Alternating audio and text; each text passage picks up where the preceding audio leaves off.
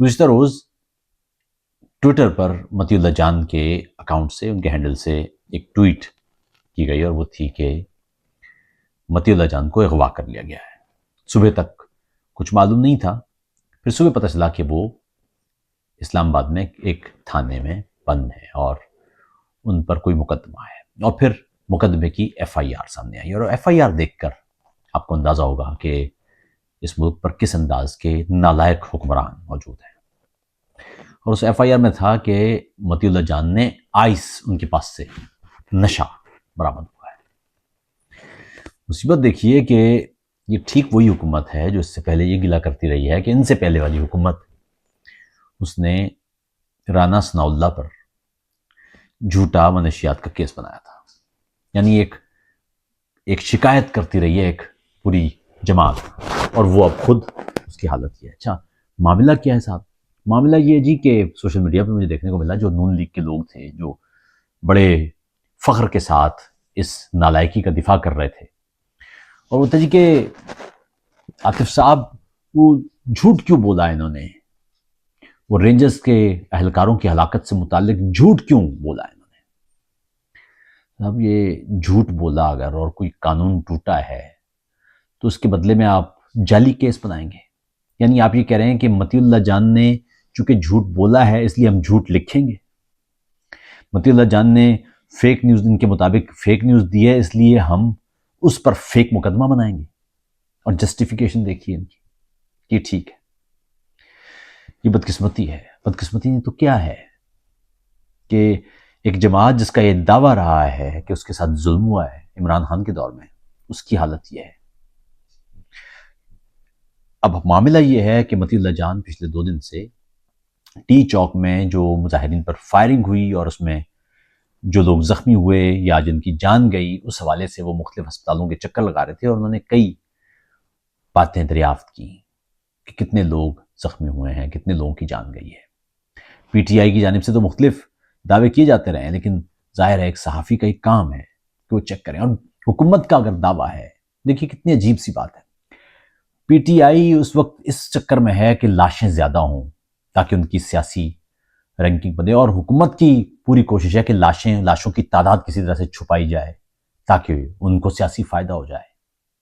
انسان عام نہیں ہے، یہ 2 جماعتیں ہیں، ان 2 جماعتوں کے لیے لاشیں عام ہیں، ایک کو لاشیں زیادہ چاہیے، دوسرے کی کوشش ہے کہ لاشوں کی تعداد گھٹ جائے۔ مرنے والوں سے کون مرا ہے، کس کا بچہ تھا، کون زخمی ہوا ہے، کیسا زخمی ہوا ہے، یہ مطمئن نظر ہی نہیں ہے۔ یعنی انسان نہیں ہیں، نمبر ہیں، اعداد ہیں، سیاسی فائدے ہیں۔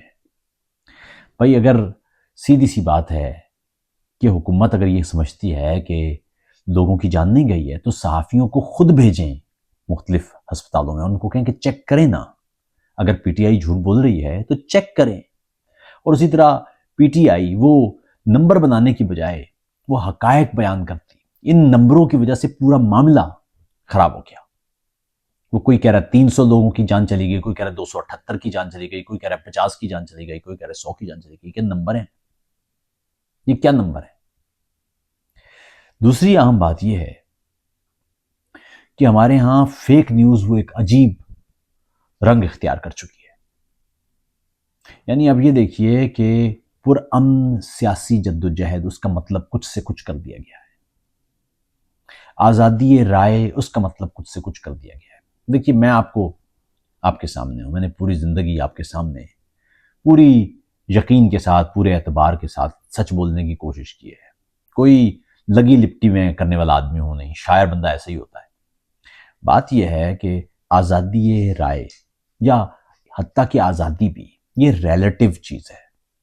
یعنی آزادی خود بخود ایک دائرے کے ساتھ ہوتی ہے کیونکہ آرڈر ہے نا، آس پاس آرڈر ہے، ایک آپ کے آس پاس جو چیزوں کے درمیان نظم ہے، اس کی بنیاد یہی ہے۔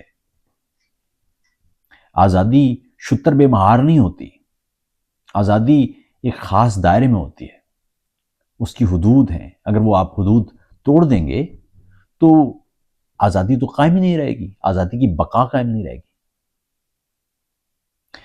معاملہ یہ ہے کہ سچ بولنا یہ انتہائی اہم ہے، کیونکہ اگر سچ نہیں بولیں گے تو معاشرہ زندہ نہیں رہے گا۔ معاشرے میں طاقتور طبقات وہ اپنے فائدے کے لیے کچھ سے کچھ کر دیتے ہیں واقعات کو. اس لیے صحافی کا بنیادی کام یہ ہے کہ وہ اپنے قلم کو اشرافیہ کے مفادات نہیں بلکہ قوم اور لوگوں کے عام افراد کے مفادات ان کے تحفظ کے لیے استعمال کرے. یہی قلم کا کام ہے. اشرافیہ کی کوشش یہ ہوتی ہے کہ وہ لالچ کے ذریعے، مال و متاع کے ذریعے، خوف کے ذریعے، ڈراوے کے ذریعے وہ لوگوں کو درست لکھنے سے، سچ لکھنے سے باز رکھے. سفر یہی ہے قلم کا کہ آپ نے باز نہیں آنا، آپ نے سچ لکھنا ہے.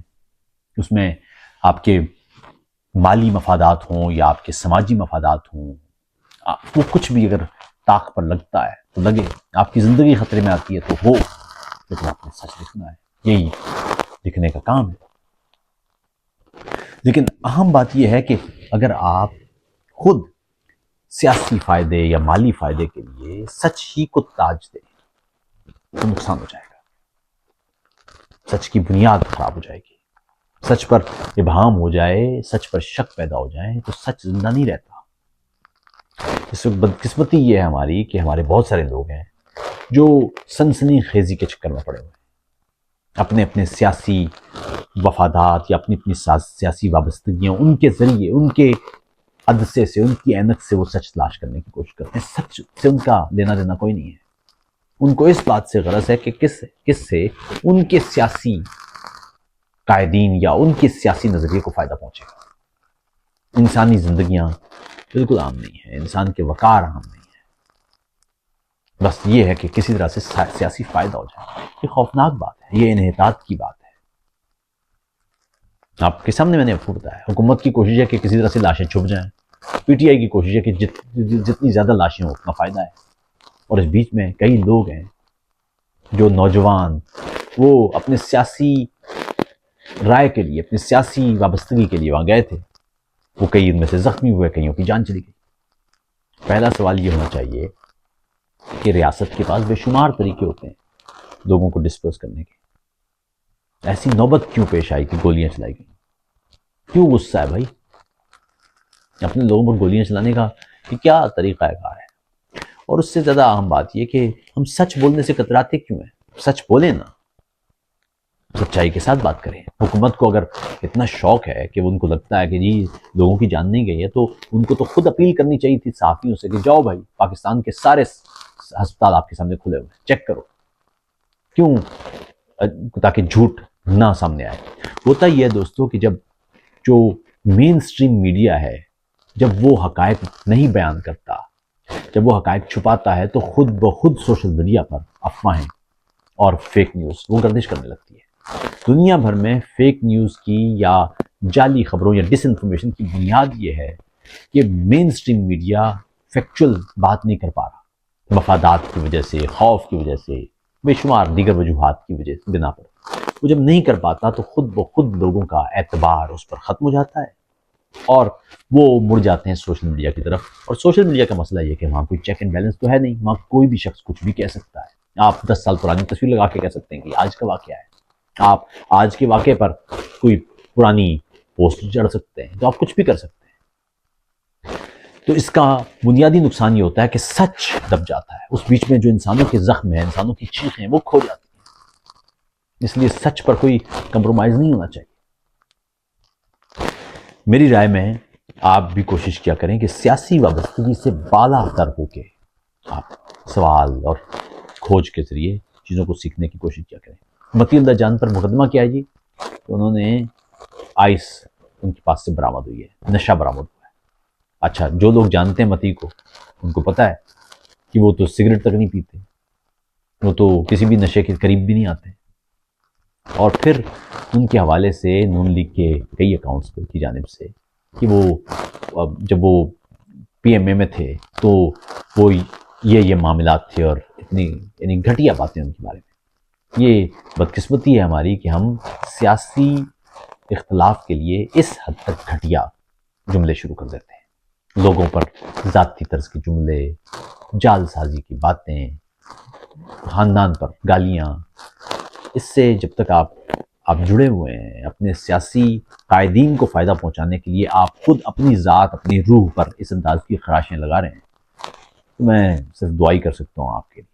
اہم بات لیکن یہ ہے کہ اگر متی نے یا کسی بھی شخص نے نادرست بات کی ہے، فیک نیوز، تو اس پر مقدمہ کریں فیک نیوز کا، اور ثابت کریں کہ اس نے وہ جھوٹ بولا ہے۔ یاد رکھیے گا، دنیا بھر میں جب آپ مقدمہ کرتے ہیں یا ریاست مقدمہ کرتی ہے تو صحافی کو نہیں کہا جاتا کہ اب آپ ثابت کریں کہ آپ نے جھوٹ نہیں بولا۔ نہیں، آپ نے کہا ہے کہ متی نے جھوٹ بولا ہے تو اب آپ ثابت کریں کہ اس نے جھوٹ بولا ہے۔ اس سے پہلے وہ جو کشمیری شاعر ہیں احمد فرحاد، ان سے متعلق بھی یہی، ان کو اغوا کر لیا، اور جی اچھا اغوا کیوں کر لیا؟ کہہ رہے جی انہوں نے جھوٹ بولا۔ بھائی جھوٹ بولا تھا تو صاحب ان پر مقدمہ کرتے اور ثابت کرتے کہ انہوں نے جھوٹ بولا ہے۔ مقدمہ نہیں کیا لیکن جھوٹ۔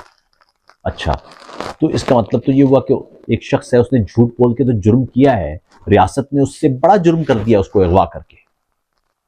یہاں پر بھی معاملہ یہی ہوا ہے، رات کو ان کو اٹھایا گیا، بتایا نہیں گیا ہوگا ان کو کہ کیا ہے معاملہ، مقدمہ جلدی جلدی کاٹا ہوگا جب لوگوں نے شور مچایا، اور نتیجہ یہ نکلا شور مچانے کا کہ وہ مقدمہ ہی غلط کاٹ دیا۔ آپ یہ دیکھیے کہ وہ پچھلی حکومت تھی تو رانا ثناء اللہ سمیت کئی صحافیوں اور کئی سیاستدانوں اور کئی اپوزیشن کے لوگ ان کے خلاف اس انداز کی جعلی مقدمے بن رہے تھے۔